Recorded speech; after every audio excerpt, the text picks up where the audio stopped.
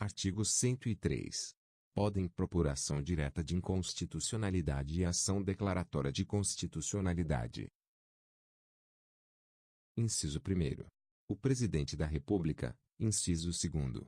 A mesa do Senado Federal, inciso 3º. A mesa da Câmara dos Deputados. 4º. A mesa de Assembleia Legislativa ou da Câmara Legislativa do Distrito Federal. 5º. O Governador de Estado ou do Distrito Federal, inciso 6º. O Procurador-Geral da República, inciso 7º. O Conselho Federal da Ordem dos Advogados do Brasil, inciso 8º. Partido político com representação no Congresso Nacional, inciso 9º. Confederação sindical ou entidade de classe de âmbito nacional. Parágrafo 1º. O Procurador-Geral da República deverá ser previamente ouvido nas ações de inconstitucionalidade e em todos os processos de competência do Supremo Tribunal Federal. Parágrafo 2º. Declarada a inconstitucionalidade por omissão de medida para tornar efetiva a norma constitucional, será dada ciência ao poder competente para a adoção das providências necessárias e, em se tratando de órgão administrativo, para fazê-lo em 30 dias. Parágrafo 3º. Quando o Supremo Tribunal Federal apreciar a inconstitucionalidade, em tese, de norma legal ou ato normativo, citará, previamente, o Advogado-Geral da União, que defenderá o ato ou texto impugnado. Parágrafo 4º. Revogado. Artigo 103-A.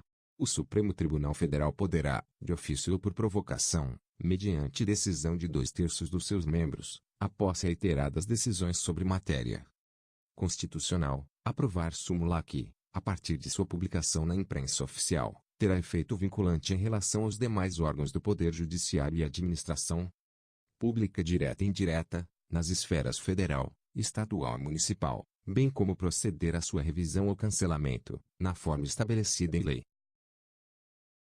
Parágrafo 1º. A súmula terá por objetivo a validade, a interpretação e a eficácia de normas determinadas, acerca das quais haja controvérsia atual entre órgãos judiciários, ou entre esses e a administração pública que acarrete grave insegurança jurídica e relevante multiplicação de processos sobre questão idêntica. Parágrafo 2º. Sem prejuízo do que vier a ser estabelecido em lei, a aprovação, revisão ou cancelamento de súmula poderá ser provocada por aqueles que podem propor ação direta de inconstitucionalidade.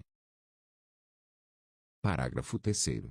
Do ato administrativo ou decisão judicial que contrariar a súmula aplicável ou que indevidamente a aplicar, caberá reclamação ao Supremo Tribunal Federal que, julgando-a procedente, anulará o ato administrativo ou cassará a decisão judicial reclamada, e determinará que outra seja proferida com ou sem a aplicação da súmula, conforme o caso.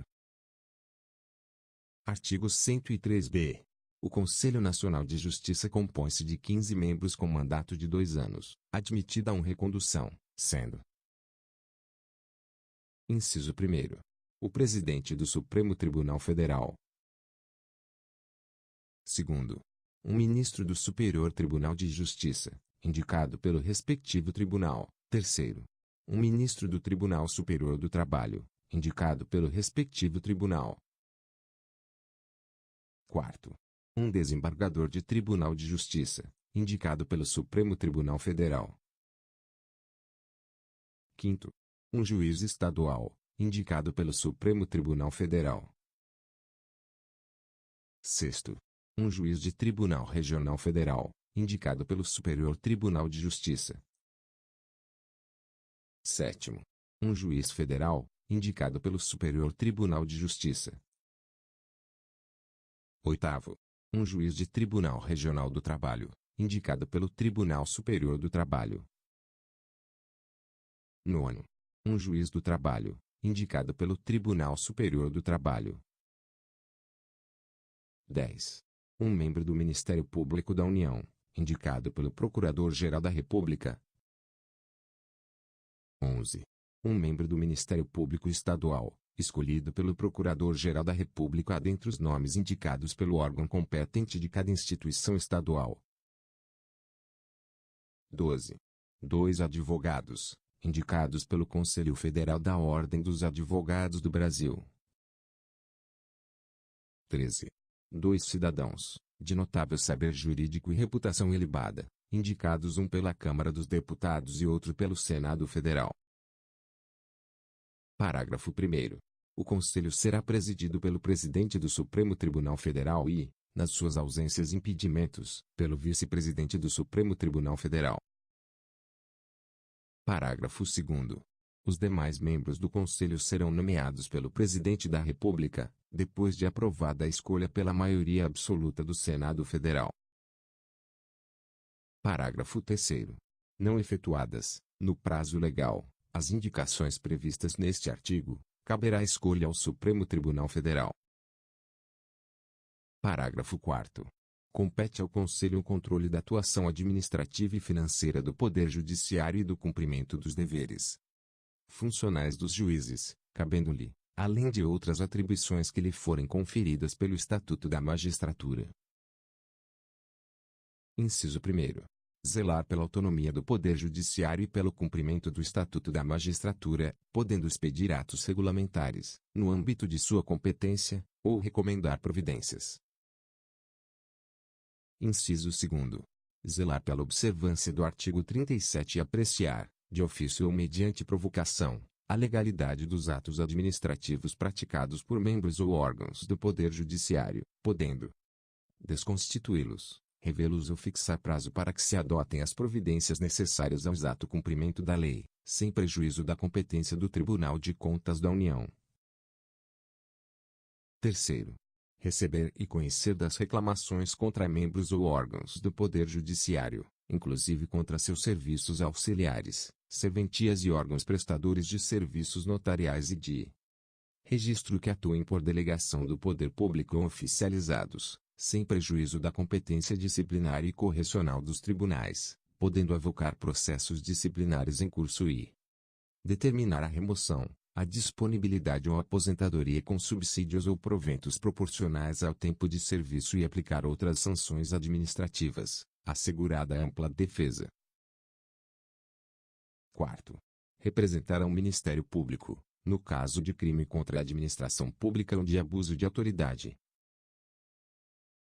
5º.